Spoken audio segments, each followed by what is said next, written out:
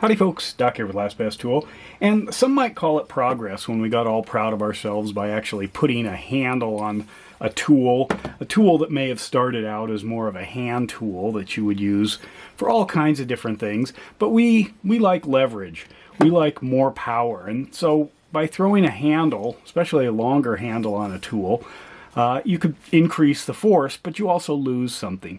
So this is kind of like looking back in time, because one of the things I find myself often grabbing for various things is this. It's a Ball Peen head, made in USA. Probably about the same size as this Est-wing here, but of course you can't take the handle off here, and I'm sure it broke a long time ago, and I just hung on to it and never got around to putting a new handle on it, but I end up using it just like this because it's actually a really functional shape. Now, I love the different ball peen handle sizes. You know, this one's appeared a lot.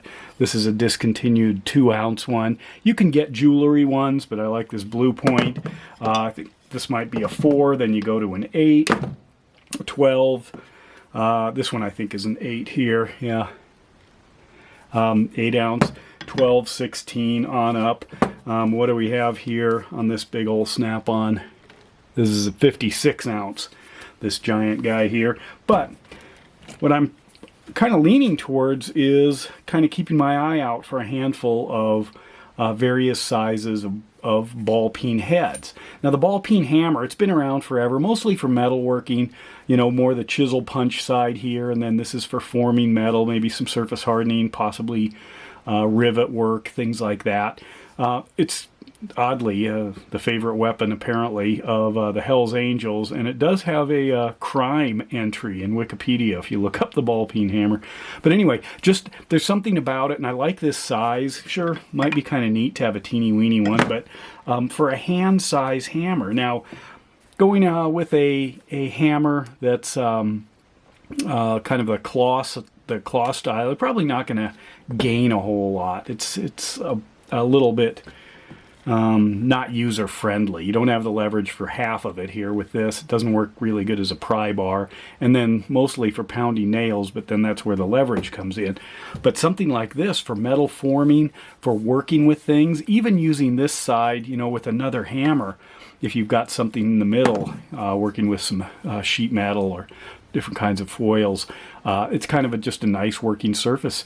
And then there's enough mass in here that you can use it easily with your hands, but still get plenty of force, and you don't need something that that has, you know, 1.5 foot of leverage on it or something like that. So I guess all I'm getting at here is I'm keeping my eye out for small old ball peen hammers. Overstrikes usually bust the you know, if it's a good hickory handle, they'll end up breaking it or weakening it here. This one, you can see, has had a few bad days. But I'm going to keep my eye out because I've decided I'm going to build up a set of nothing but these. Auto body shops have stuff, dollies and things like that have different shapes, etc., different ways to hold them. But honestly, when I thought about it, the number of times I grab this, use it for odds and ends, straightening, bending, with a vise, with an anvil, with a rock, you know, with another hammer, it's kind of surprising. So that's my quest now, is to get a set of ball peen heads, but I really don't want to spend much money. They all have to have wood handles because you can't do anything with these metal handles or the plastic handles, which seems to be the direction a lot of hammers are going. And I'd like to stay with made in the USA. I would make one exception though. These are made in Sweden. This is a Grand Force Brux here. But I also use occasionally an axe head. I've thought about little tiny sledgehammers. They do make small, really small mini sledgehammers. So kind of one of the ideas I had is to find an old wooden handled one and simply cut it down so I could hang on here, but haven't gotten around to that. But you know, it's just because it's got a handle on it doesn't mean it's better. It just means it's different. And then being able to actually work your way closer and closer until you've got nothing but just the head, and then discovering, wait a minute, we didn't necessarily make it better by putting a handle on it. We made it a little bit different, and we forgot what this tool can do.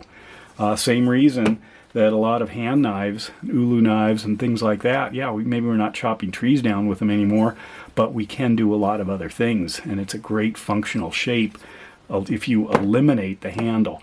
A lot of tools, you need the handle. It's a necessity. But can you think of anything else where the handle, if you took off the handle, you would end up not only with still a functional tool, but a tool that maybe could go in similar but smaller directions than you could with the handle. Just curious. Let me know your thoughts. And if you do something like this, if you use a handleless tool because it's very functional, even though it would probably end up in the scrap pile for most people. Let me know your thoughts. And with that, Doc out.